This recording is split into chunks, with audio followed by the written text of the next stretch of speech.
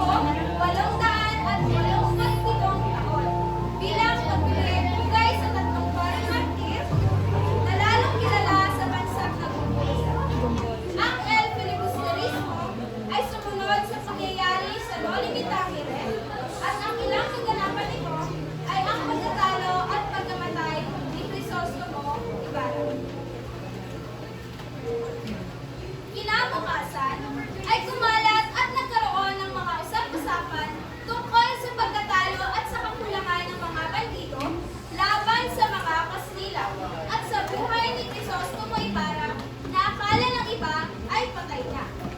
Samantala, sa kubyerta ng isang vapor na nakangalang Paportago na inihalin tulad sa pamamahala ng Kastila ay nagsasakay ng mga Indio at mga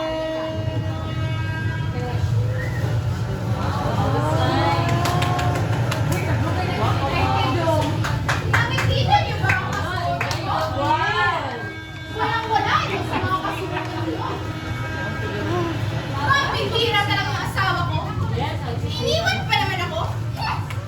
Hoy, Kapitan! Pakibilis na ng pagpapatak ng bako. Napakabagal. Tawad po niya, pero hanggang dito lang ang kaya ng vapor. Napakababaw naman pala talaga ng vapor nito. Kaya ang dagal ng takbo ng makina. Ang lunas ay napakadali at walang magpupulong. Walang dapat gawin kundi isang kanal na kamas na magpasok ng tayog hanggang sa maglabas sa Maynila. Makatingin pa ng sumpa. Mabay kiyang dinaraanan at may wasan ng buhangin sa nilo. Hindi ako masangayon sa pagkakala mo, Pinoong sapagkat maraming rin ang kinangailangan sa pagpapagawa nito. Hindi kailangan ng salapi. Pagawin ng bilanggo kung kayo walang salaping kailangan. Hindi sapat ang ating mga bilanggo at iyak kakaroon nito hanggang tuluan. Hindi ako naniniwala. Nagkasabang bayan ng Victor. Nagkasabang may bilanggong gusto dapat kay Titos. Akala ko ba may alam kayo sa kasaysayan?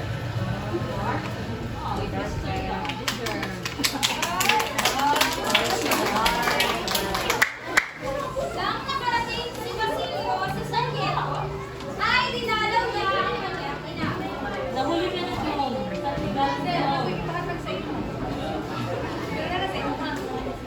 Pabalik na si Basilio ng bayan nang may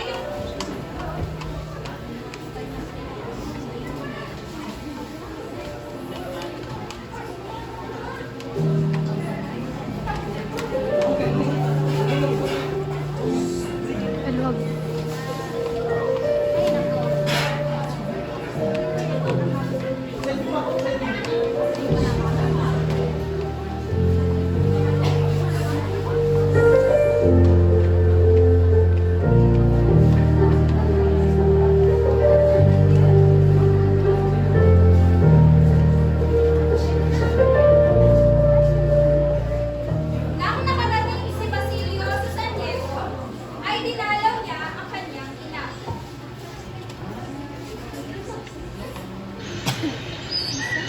Pabalik na si Basilio ng bayan nang may napalaag na liwanag sa gubat at may narinig na mga yaba. Pumunta ang Alino sa kanyang pinaroroonan. Nagtago ito at nakita nandoon si Simon na mag-aalahas. Inalis niya ang kanyang salamin at nag-umpisa sa pagpupakain.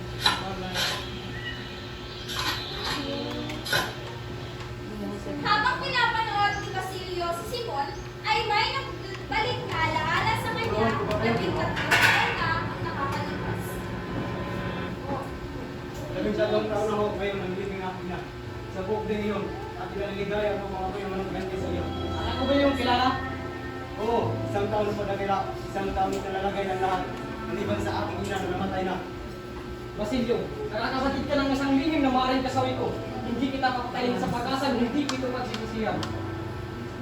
Isinalaysay ni Simon kay Basilio ang kanyang buhay sa nagdaang 13 taon. Pero, sa pakalaki kong karangalan, mapagkapatan ang inyong binabalat. Ngunit hindi tumagamot ang kanilang inyong bibigyan. Nangangaring ko lang ay gamutin na sa kitaan ng bayan. Naglagalag ako at nagsumikap. Nag-aipon ng maraming salapi upang may sagawa ang aking layo. Nagbalik upang ibagsak ang masamang pamalaan at kabataang walang karasan at mapakarapin. Hinihingi ninyo ang wikang Kastila, ngunit anong maging hangarin ninyo? Ano ngayong mapapala? Upang hindi kayo ganong magkaintindihan? Hindi po, yung dahil sa Kastila, ayaw ko papalit natin ng mga minsan hita na sa ilang mga school. Isang pagkakamali. Ano ang gagawin niyo sa wikang Kastila? Patayin ang wikang katutubo? Ipailalim ng inyong kaisipan at ibang isipan at maging malaya?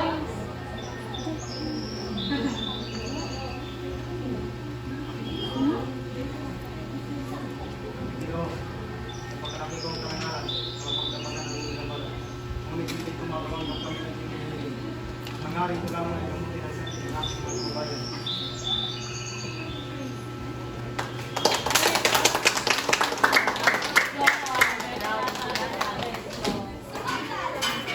Habang ang Kapitan General ay naliwaliw sa Los Baños, ang mag-aaral na Pilipino ay naghain ng isang kahilingan upang magtatag ng isang akademya ng wikang Kastila. Sa bahay ni Kaparating, nagtipon-tipon ang mga estudyante ay kasama sa grupo na naghahangad na patayo ang akademya sa wikang Kastila. Ilan sa mga ito ay sasagutan. Ang estudyante mga luparan, sa Isagay, ang Bacala, at si Palaez, ang anak ng isang Kastilang mga kalapad. Hinihintay na lamang ang pagdating ni Kaparating upang ibalita sa kanila ang tungkol sa akademya.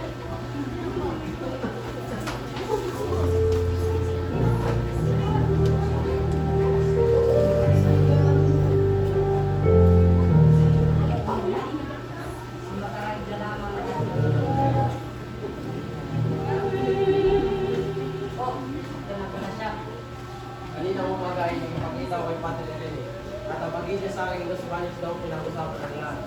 Ngunit ang lahat daw ay bukol. Ngunit hinayaan nila kasi sa Santang Lupon ng Panginoon Maria ang mga sisyon. Yan siya din ang sinabi sa akin ng Padre Rene. Ang sinabi niya, si Don Custodio, ng ilang sanggunian, siyang magdidesisyon. Paano po magagawin sa nila sa akin? Sinabi sa akin ng Padre Rene, malaki na ang ating pinakamo. Gawa na natin ating naikingan, ay malinaw sa salvasyon. Kung tayo daw ay makikipag-unayan kay Don Custodio, magagawa natin maingin ang kanyang pagsang-ayon. Ngunit, parang paraan naman tayo makipagkilala sa kanya.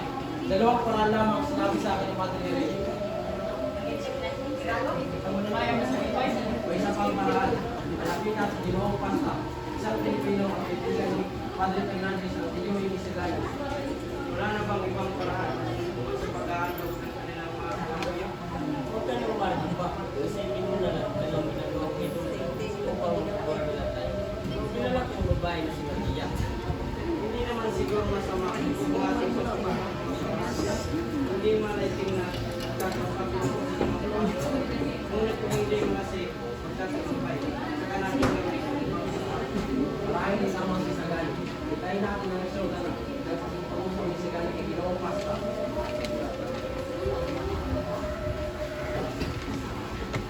Hindi ito nakatibay sa kadahilanan ang mga pari ang namamahala nito.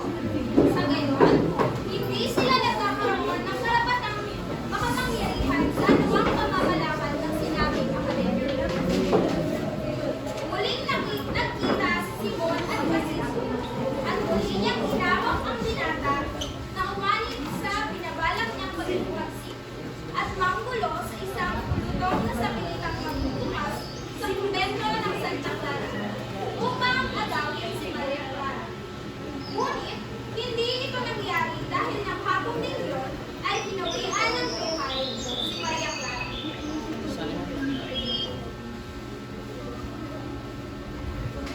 Kumusta ang may sakit? Ang buong katawan ay nakaratan ng lasa ng mga pera. Bukas ng mga kalawa ay maaaring mamatay. Tulad ng kawalaan, pamilya, pakinggan mo. Magdala mo na lang ang bawat sa lahat ng iyong oras dito. Ang mga Ginong Simon, nasa kamay ko ang kamalaan. Basilio, pinaunahan ko ang magsilang ito. pagsanibito ito ang tutuan ng pagtaglara at ikaw ang pamuno nito. Si Black Clara? Oo, si Maria Clara. Nais siyang iligtas. Nabuhay ako upang iligtas siya. Nahuli na kayo. Nahuli na kayo. At bakit? Sapagkat si Black Clara ipatay na. Ano? Patay na sa Maria Clara? Hindi totoo yan! Hindi totoo yan! Buhay pa si Maria Clara! Naguluwag ka lang! Ah!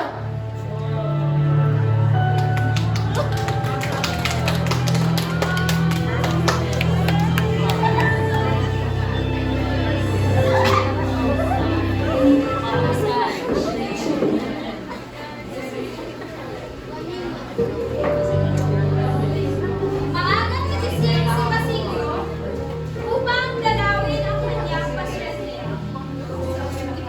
At pagkatapos ay pumunta sa pamantasan para sa kanyang lisensya.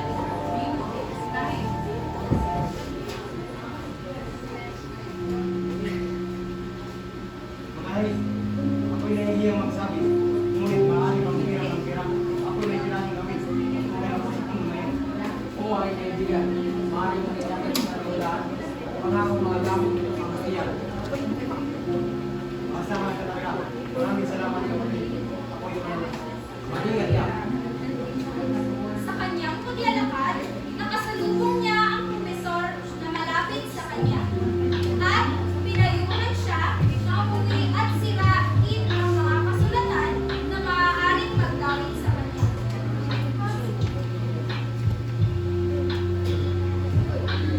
Magandang araw, Silvio. Magandang araw nito, Professor. Palagay ko mas mainam siguro kung umuwi ka muna. At sirain mo ang mga dokumento na maaaring itutuloy mo. Nalaman ko rin pa ito, kaso tungkol kay Simon. Pero sinabi niya na wala siyang kinalaman sa nangyari. Gusto ko rin sana malaman ako kung saan ko tulisan. Hindi ko wala kung mga sangkot na tulisan. Pero baka ang mga esperte ang sangkot sa mga pangyayari ito. Mag-ingat ka na lang. Sa universidad, nakita niya ang mga baskil na makapagsip.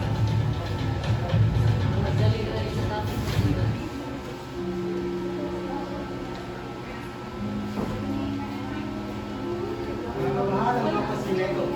Baka may malaking kinalaman sa Simon rin. Nakasalubong din niya si Sedani na nagsabing mahalaga kung sino ang sumulat ng mga paskil. Sedani, Silvio. Muli ng mga pagi ang Ay, alam. ayos ka lang ba? Ako'y kinakabahan. Paano ako? Paano tayo? Paano na ba tayo? Basilio, hindi importante kung sino ang naglagay ng mga paskil. Ang malaga ay nalaman natin ang katotohanan. Tungkol ng mga pare na alamin yung totoong nangyari. Kinabahan si Basilio ng umalis.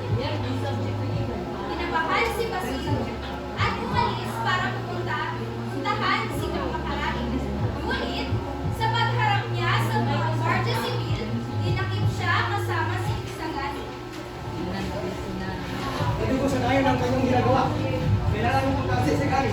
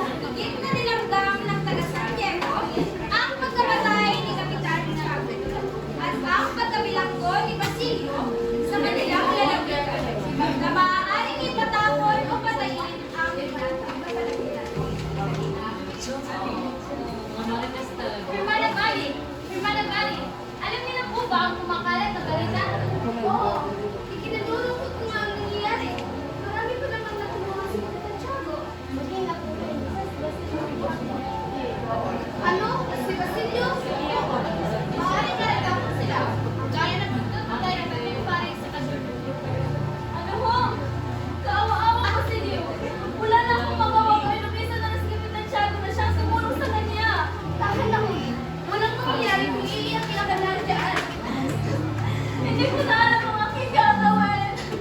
Ngunit ang salamat ng paraan para siya ay aking matulungan. Si Padre Camura, siya ang tinuturo ng aking isipan. O siya, sige, aking susubukan. Wala namang mawawala kung aking susubukan. Ikaw ay aking sasamahan at sa gayon ay walang masamang mangyari. Ngunit ako po ay natatakot.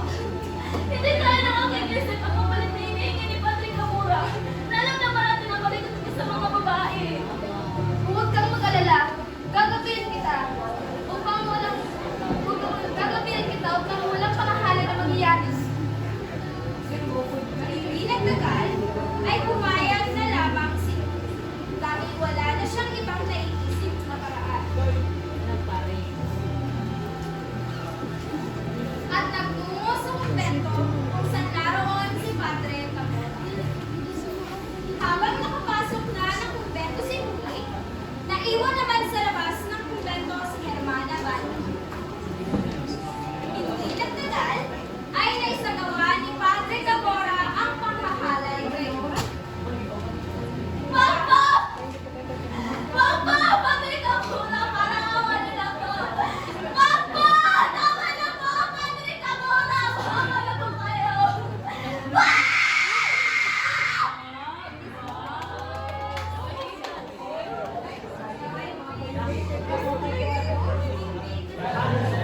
Dahil sa pangyayari ngayon, hindi ginawa ni Uri ang kailangang ginawa ng Padre sa kanya.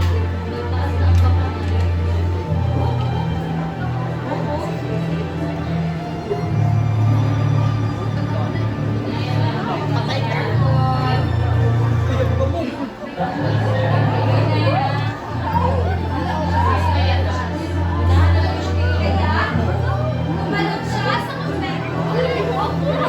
Bigla siyang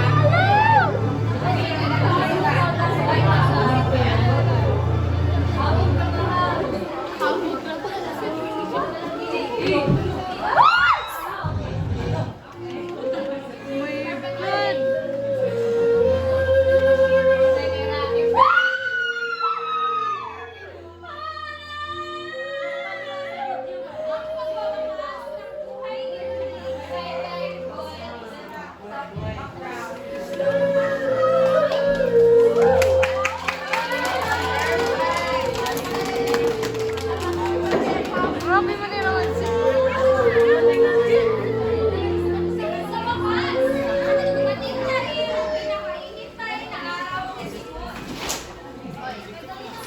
Hindi umalis ang pag-aalabas sa kanyang bahay. Sa ilalim ng kanyang bahay, halos na buong umaga na siya'y mabalang-abala sa pag-aalabas ng kanyang at sa ilalim ng kanyang pag-iisip, hindi niya narinig ang katong ng kanyang ina. Nagulat siya nung ito'y umulit at sinabing tuloy. Si Basilio ay dumating na. Pumasok ang binata sa singit na wala mang bati. At ang kanyang suot ay kusot-kusot. At ang kanyang mga mata na dati malungkot ay ngayon may kakaibang isla.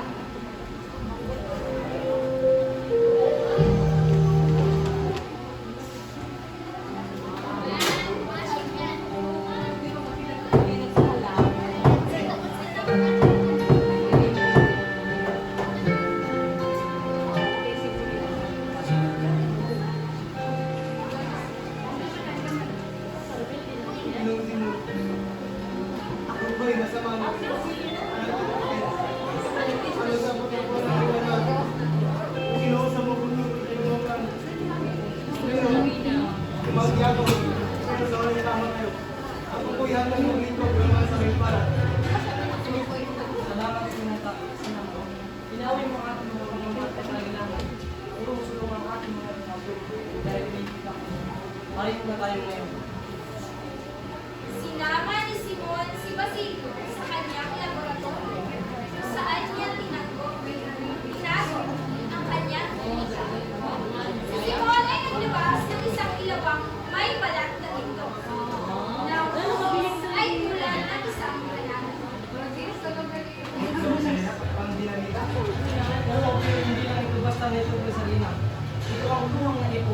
Mga sinisikal lang ulit ang mga pangako. Kung gayon, hindi nila kailangan magtulong ko. May iba akong ipapagaw sa iyo. Sa isang ng gabi, ang bumba ay nakatulong. Wala silang sandata at kalusan. Kaya kailangan nila mamungo sa kanila. Ako tayo na makasangkot sa paglaban at ang lahat ng mga paglaban.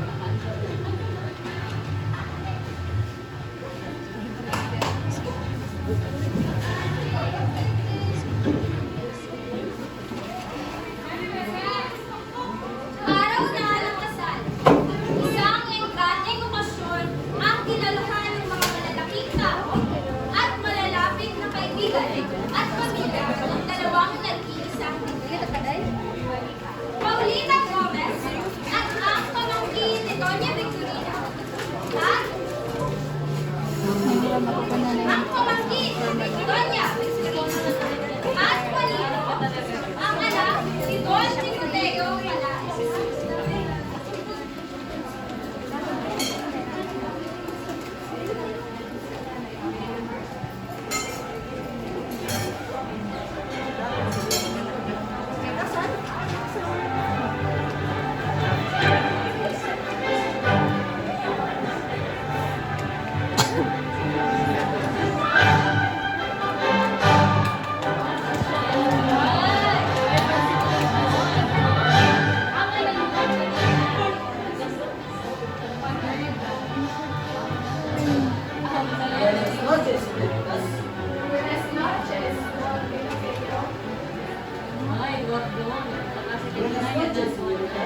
Buenas noches, Don Timoteo. Dumating nga ang bagong kasal kasama si Doña Victorina. Sa wakas, narito na ang bagong kasal.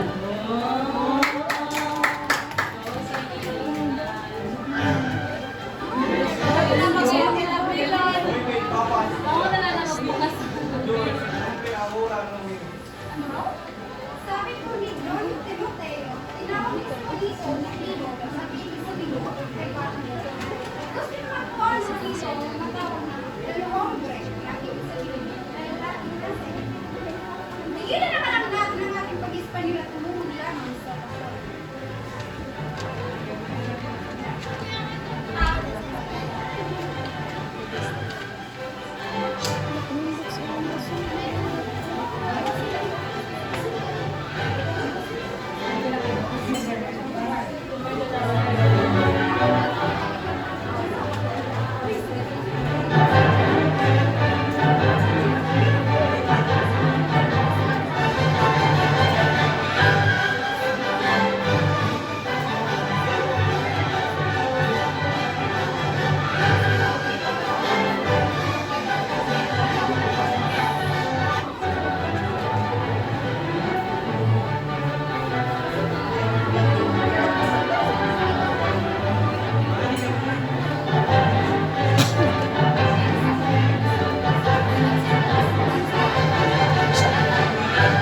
Aalis na sana si Basilio, ngunit natanawan niya si Sagani, dating kasintahan ni Paulina. Ipinagtapat ni Basilio kay Sagani ang magaganap na pasahan. O Basilio, ba't ganyan ang suot mo? Sagani, kung maaari, umalis ka na lang para hindi ka madamay. Hindi. Kailangan ko makita si Paulita. Dahil bukas magkikita siya. Sakto naman, at naglalamlam na noon ang lampara. Kaya, may inuutos si Kapitan General kay Padre Itinito.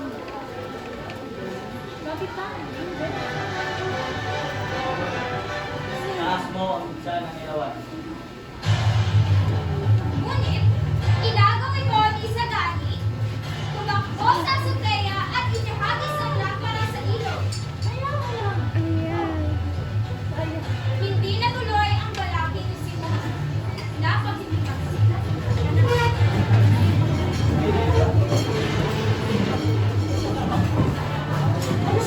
Tumakas siya pagkakas sa bahay ni Padre Florentino, isang